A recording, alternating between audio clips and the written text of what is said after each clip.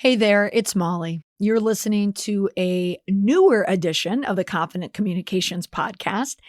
The reason why is because I had to record this introduction and tack it on the beginning because I recorded the episode originally on Saturday in the hours after watching the president's physician, Sean Conley, brief reporters about the president's health at that moment.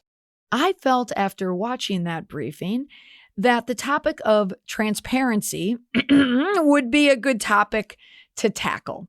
But now, here we are, less than 24 hours later, and Conley came back for round 2. He must be a glutton for punishment.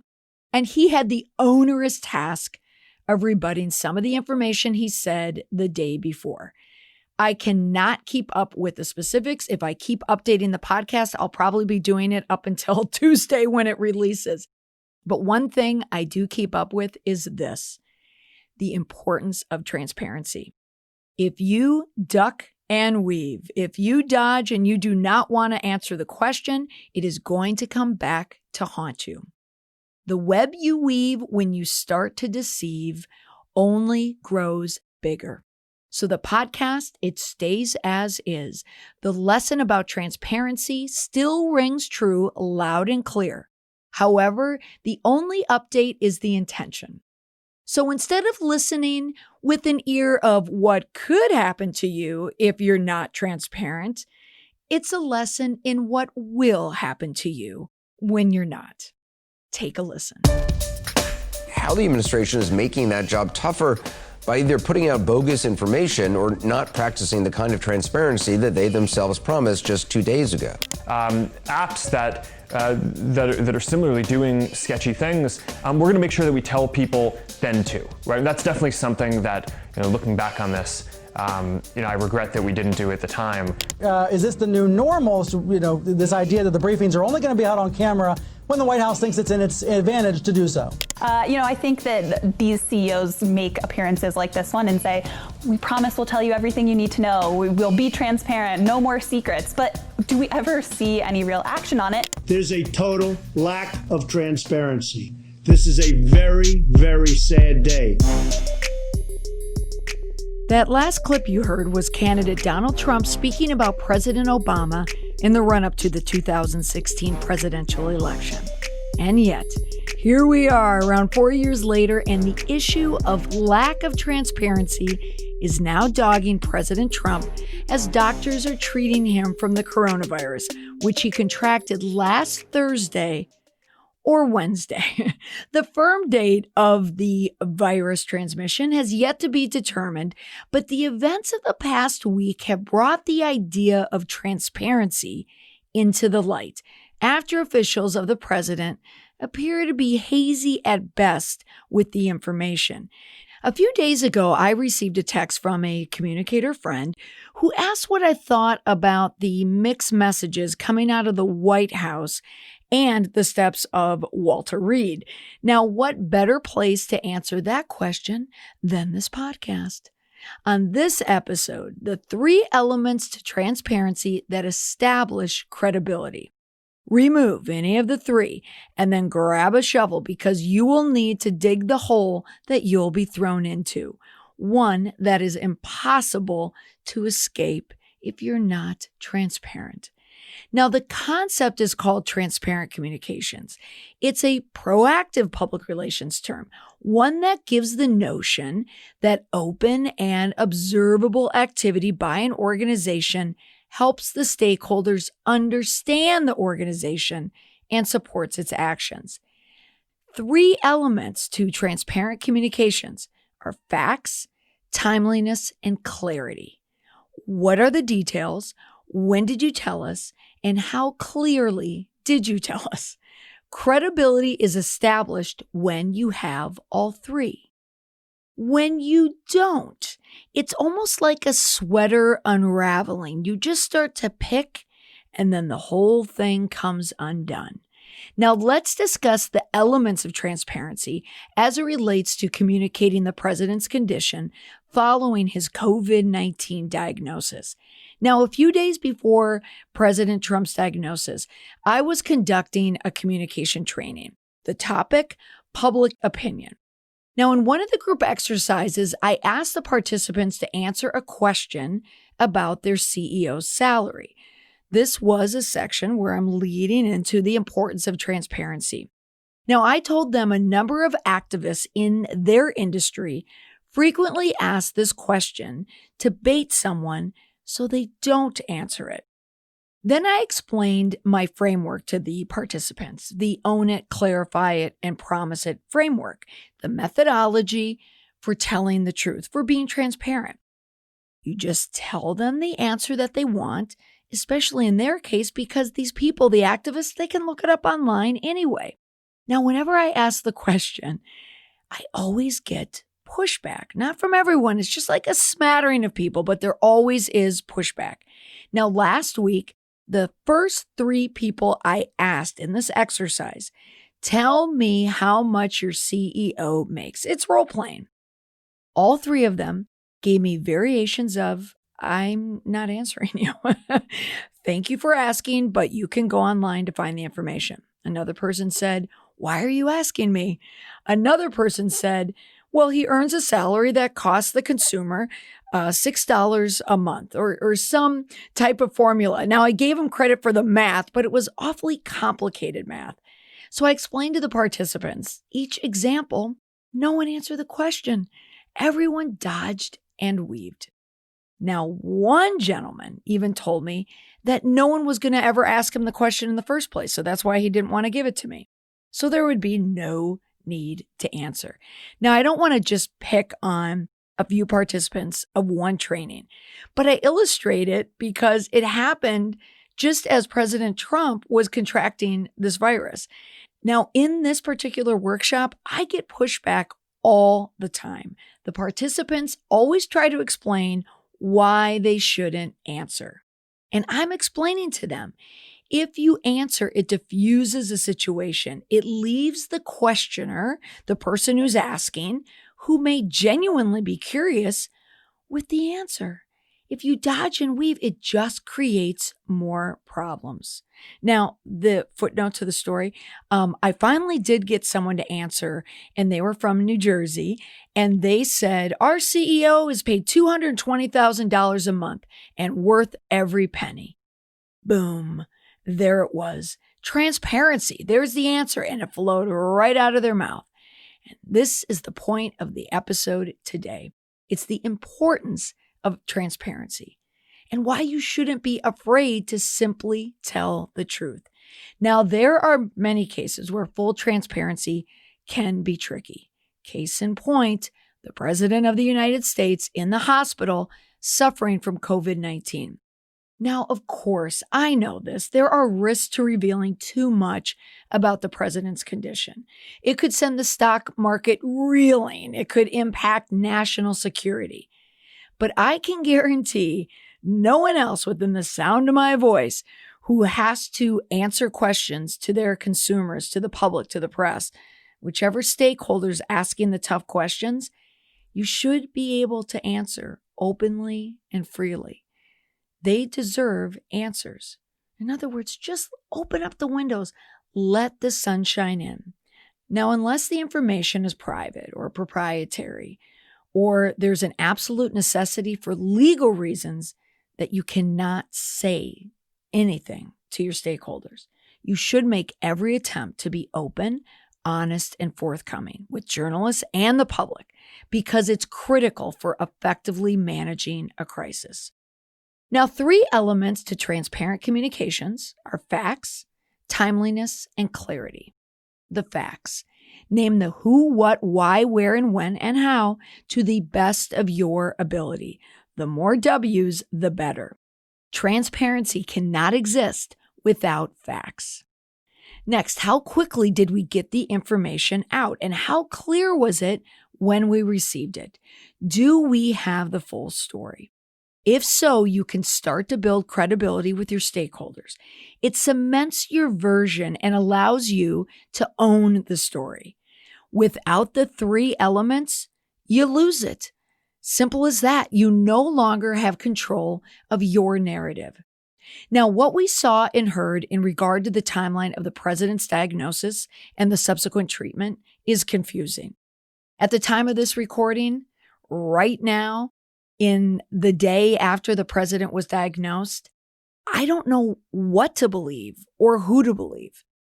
It's understandable that there would be a natural tension created by this outbreak of the virus at the White House. There needed to be a press conference at Walter Reed Medical Center, and they provided it within 24 hours or just over 24 hours of President Trump being admitted. Now, the press conference was led by the president's physician, Dr. Sean Connolly, and he spoke in front of the medical staff treating the president at Walter Reed Medical Center. However, the press conference left the people and journalists with even more questions and doubt. Now, the White House apparently feels that many people feel the same way. That's why on last Saturday night at 6:51 Eastern Time, the president tweeted a video with an upbeat update on his condition. I came here, wasn't feeling so well. I feel much better now. We're working hard to get me all the way back. I have to be back because we still have to make America great again. We've done an awfully good job of that, but we still have steps to go and we have to finish that job. That video, coming in at just over 4 minutes, was an effort to show proof of life, proof of a healthy life of the president. Now, the powerful punch behind that tweet with the video of President Trump speaking directly to his stakeholders, his base, journalists, his critics, Democrats, that response finally outweighed the confusion. It tamped it down just a bit. Now, let's rewind the clock a few hours earlier last Saturday afternoon, before the tweet, to look at why Trump's handlers felt they needed to follow up with a video on Twitter from Walter Reed during his treatment. Now, the press conference. Now, in my opinion, Connolly's remarks, his attempts at answering questions were less than transparent. After the press conference, BuzzFeed News interviewed Bob Watcher. Now, he's the chair of the Department of Medicine at the University of California in San Francisco.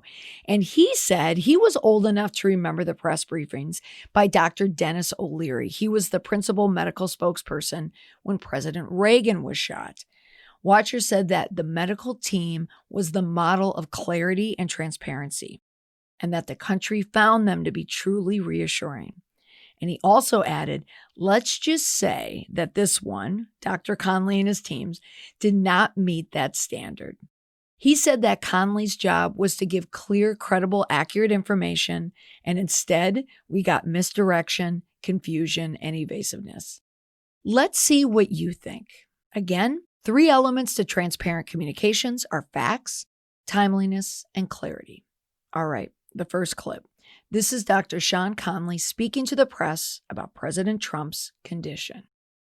I want you to listen for the catch in his voice. As reported yesterday, consultation with this group, I recommended we bring the president up to Walter Reed as a precautionary measure to provide state-of-the-art monitoring and any care that he may need. What you heard were the facts, but did you also hear the hesitation? There was hesitation around the words precautionary measure. The fact that Dr. Connolly glitched during a true statement leads me to believe that it was a tell that he was going to need a lot of flexibility with his delivery of the facts. In other words, it's one of those nonverbal tells that I talked about in my podcast, How to Spot a Liar. When someone isn't being fully truthful, it comes out in their voice in little tells. Now, next, here is Dr. Sean Dooley. And what are the chances of 2 Irish Seans on the president's medical team? Maybe he wanted the luck. Here's Dr. Sean Dooley talking about the president and if he received oxygen. And the president this morning is not on oxygen, not having difficulty breathing or walking around the White House medical unit upstairs. You heard Dr. Dooley say the president was not on oxygen this morning. He was walking around. Here's more. He's in exceptionally good spirits. And in fact, as we were completing our multidisciplinary rounds this morning, the quote he left us with was, "I feel like I could walk out of here today." And that was a very encouraging comment from the president. Now, at this point, Dr. Dooley appears to be on the staff of the president's press team because he's framing for us how President Trump is reacting to his treatments. So it really does make you wonder if the medical staff was urged to add these anecdotes for supporting only a mild, incredibly mild case of the coronavirus. Now back to Dr. Sean Conley. Now he's adding his anecdote to the statement. It's important to note the president's been fever-free for over 24 hours. We remain cautiously optimistic, but he's doing great. With that, one other note. It should be clear that he's got plenty of work to get done from the chief of staff, and he's doing it. Are you feeling how I'm feeling? Is it appropriate for a physician to opine about his boss's work habits? It seems a little heavy-handed, a little force-fed. It's interesting to note that after Dr. Conley concluded his briefing, a person familiar with the president's health told reporters that President Trump's vitals over the past 24 hours were very concerning and that the next 48 hours would be critical. Quote, "We're still not on a clear path to a full recovery." That person? Trump's chief of staff, Mark Meadows. Mixed signals, to say the least. Moving on. Now, Dr. Conley took a bit of a risk. He took questions from reporters. I don't know if this was him being bravado, being overly confident, but you know what? Good on him. He tried it, and he was able to answer a lot of questions, so it definitely is a true test of transparency. But how well did he do it? Can Dr. Conley apply transparent communications to the open Q&A portion of his briefing? How did he do clearly stating facts with clarity? Take a listen. Yeah, so the last saturation that we had up walking around, he was about 96%. And he's receiving he has not received any supplemental oxygen? He's not on oxygen right now, that's right. He has not received any at all? He's not needed any this morning today at all, that's right. Ooh, that's a dodge and weave. The reporter asked if he received any supplemental oxygen, and Dr. Conley responded he didn't receive any oxygen that morning at all. That's right. Sounds wrong, Dr. Conley. Now the press, I think, well, they smell a rat. Listen for my response framework here. Is Dr. Conley owning it? Are we getting the facts? Is he clarifying information or just confusing it? Is he making any promises about proving more of his information? Do you feel that you're going to get more down the road from Dr. Conley? Or is Dr. Conley eventually going to clam up? Will he sound more credible as time goes on or less? Let's take a listen.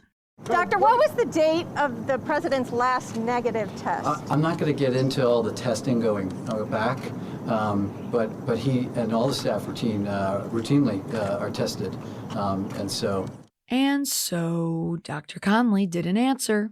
Here's more. Have you done a screen? Has there been any sign of any lung damage whatsoever? We are following all of that. We do daily ultrasounds. We do daily lab work. The team is tracking all of that. Has there been any sign of damage, sir? I'm not going to go into specifics on what the findings of any of that are. If we just put you down on one thing, has he ever been on supplemental oxygen? Right now, he is not on oxygen. I know you keep saying That's right now, but should we read into the fact that he had been previously? Yesterday and today, he was not on oxygen. So he has not been on it during his COVID treatment? He's not on oxygen right now. Again, the dodge, the weave. Everyone, this is why you need to adopt transparent communications, especially in a growing crisis. Not answering the question increases the skepticism. I tell my clients and students in my training all the time, when you close a door to the press or to the public about information they are seeking, you are opening a back door to increased scrutiny. And more pointed questions come in that require more details that you do not want to give. And the cycle continues. It sounds something like this. When was the positive diagnosis made? You said 72 hours. That would put that Wednesday.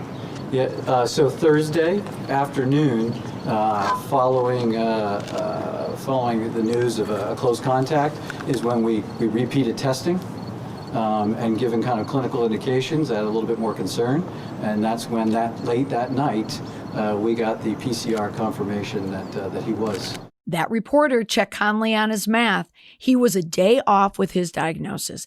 People, the press, they are going to pay attention to the facts. They mean more because you have to stick to it. Once you've admitted something, it's very difficult to go back and undo it. When someone appears to be hiding information, they need more clarity. Is there any clarity on how he became infected? Not going to go into that. As far as his care, it's irrelevant. Or when he became infected? Yeah, we're not going to go into that. We're just tracking his clinical course and providing the best care we can. There you had a reporter asking for one of the elements of transparent communications. She needed clarity. Not going into it, as Dr. Conley says, is not providing clarity. He's just clamming up. So why was the decision made to transfer him here? Because he's the President of the United States. Okay. Accurate. Succinct. Too succinct? Take that response and let's compare it to a more exuberant response. Listen to what the truth sounds like. Note the difference in tone, the voice level, and, well, just the excitement. Reporters tried one last time with the good Dr. Conley. Doctors have found that the prone position is helpful for COVID. Has he been in that at all? No, he asked about that. He did, Thursday into Friday. He's been briefed by the task force and all the scientists for months. And he brought that up, as we were discussing his cough. And at that time, his oxygen levels were okay, and we didn't feel like we needed to do it. We came up here, we discussed it with the team as well. We consider all options, but he has not needed any of that. He asked about that. To me, sounds like one of the first truly true answers. I believe him until I don't. Hear the reporters try again to get to the facts. I'm going to try to pin you down one more time. I know you said there was no oxygen He's not on oxygen but did he receive today. Did he receive any on Thursday? And what's today, Saturday? Saturday. No, Thursday. Okay, so no Thursday, no Friday, no Saturday. That's fine. So that was why we were confused. Thursday, no oxygen, none at this moment. Yeah, and yesterday with the team, while we were all here, he was not on oxygen. And here's where it ends. So has the president actually been admitted as a patient to this hospital? The president is a patient at Walter Reed National Military Medical Center. That's the response. So whether you recognize it or not, Dr. Conley is already in reputation repair mode. He is framing the situation by vacillating between denial and diminishing. If you took Dr. Conley at his word, the president is, who knows, incredibly healthy or not, because he didn't give us the full answer. We didn't hear all the facts. It wasn't as timely as it could have been in his response, and he wasn't clear. There wasn't much clarity. Therefore, Dr. Conley is no longer a credible spokesperson to speak on behalf of the president's health. Dr. Conley was also in a number of altered states. He was confident, he was assured, and then he was curt and then restrained. At times, it felt like Conley was unsure of what he was saying. He was constantly adjusting the framing of his response. It seems to satisfy another agenda. To cover, to hide perhaps. Even if that wasn't the case, his lack of transparency created an unstable climate for trust to grow. The people and organizations who act openly and honestly with the media and the public, they will be rewarded with trust and credibility. Likewise, those who seek to mislead and deceive will find themselves in a hole that they can't get out of. Transparency increases knowledge and understanding to your stakeholders. A lack of it creates rumor and unknowns and indecisions that needs to be controlled. It's not good enough to say, just trust us because we're saying it. Because today people no longer trust blindly. They need a reason to believe you. How? By the elements of transparent communications. 1, tell the facts. Use simple, relatable language. Stay away from acronyms, jargon, and fancy, fluffy words that sound confusing. The public doesn't want complicated rationales, excessive descriptions. Tell the facts in a timely manner. Silence is a vacuum where new narratives start, and a lot of them start on Twitter. And next, tell them with clarity. Nothing should be ambiguous. You want to balance perspectives at all time. Understand that people want to know everything, but if you are clear as to why you can't tell them everything, you'll still appear transparent.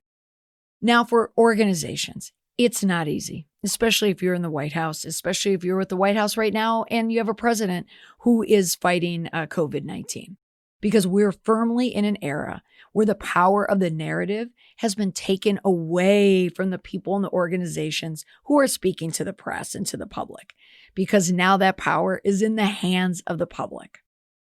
Right now, the power of word of mouth is outweighing the official response. So if you're going to speak, if you're a spokesperson or speaking on behalf of an organization or a person, or if you are the head of an organization and you are drafting your own response, remember this: transparency is effective in crisis management. Transparency is a necessity to prevent a crisis.